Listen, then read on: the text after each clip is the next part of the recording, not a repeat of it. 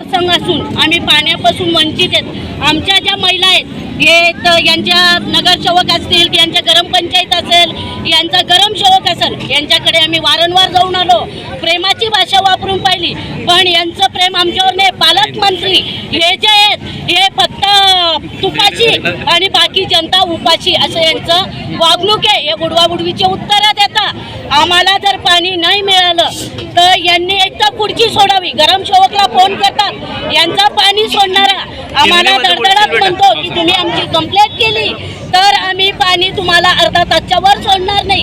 हा काय याच्या घरातून देतो की हा आम्हाला याच्या माठातून देतो?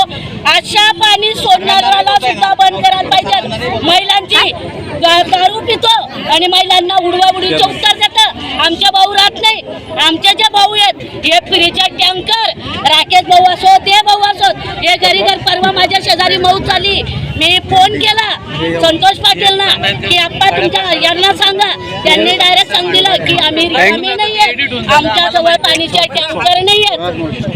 हो, तर यांच्या उडवाउडीच्या उत्तराला आम्ही कंटाळलो आहेत। आज जे माझे भाऊ बहिणीचे राहिलेले आहेत हे त्यांना सांगून टाका की आमची नारी शक्ती हे काय करेल आणि रस्त्यावर आज उतरली, उद्या तुमच्या घरात, उद्या तुमच्या रोडावर पाळदी रस्त्याचा चक्का जाम नाही केला आमच्या भावांनी, बहुजन आघाडी असो या कोणी, आम्ही आज पाणीसाठी आलेलो आहे। आम्हाला पाणीला तरसलो तर यांना खुर्चीसाठी तरसायला लावू।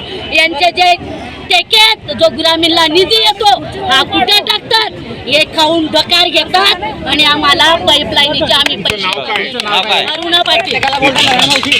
आणि विशेष म्हणजे रात्री 11 ते 12 वाजता आमच्याकडे पाणी येतं, तर रात्रीच्या 3 वाजेपर्यंत आम्हाला पाणी भरावं लागतं, तांब्या ग्लास भरून आम्हाला भरावं लागतं। आणि शौचालयाला महिलांना, मुलांना, बाळांना सगळ्यांना आम्हाला टॉयलेटला बाहेर जावं लागतं।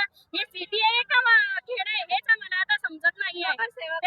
बायका जर बाहेर गेल्या तर त्यांना किती लज्जास्पदाची गोष्ट आहे। आणि मग आम्ही का साधारण लोक असल्यामुळे आम्ही हे प्रश्न सतत सहन करायचे का? आणि 12 वर्ष होऊन गेले ना आमच्या आता सहन करण्याला, आता पलीकडे आमचा प्रशासनाने आमची पाण्याची पूर्ण व्यवस्था करायला पाहिजे। निदान 2 दिवसात नाही तर 4 दिवसात तरी आम्हाला वेळेवर पाणी मिळालं पाहिजे।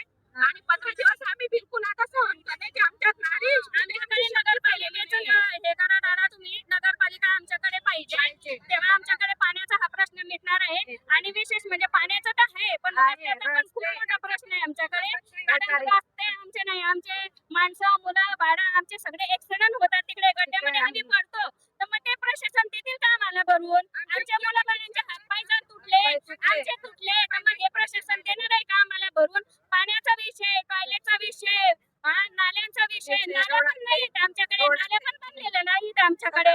सतत पाणी म्हणजे फक्त घरामध्ये राहतो, बाकी इतर कोणतीही सेवा नाही आहे आमच्याकडे। त्याच्यामुळे आता तुम्ही विचार करा। आमच्या पक्षा वतीने वाघनगर परिसरामध्ये ज्या लोकांसाठी मी मोर्चा काढलेला आहे, मी एवढंच सांगू इच्छितो की प्रशासनाने आणि पालकमंत्र्यांनी, पाणीपुरवठा मंत्र्यांनी याची त्वरित दखल घ्यावी, अन्यथा हाच मोर्चा आम्ही पारदीला तुमच्या घरापर्यंत वळवू शकतो।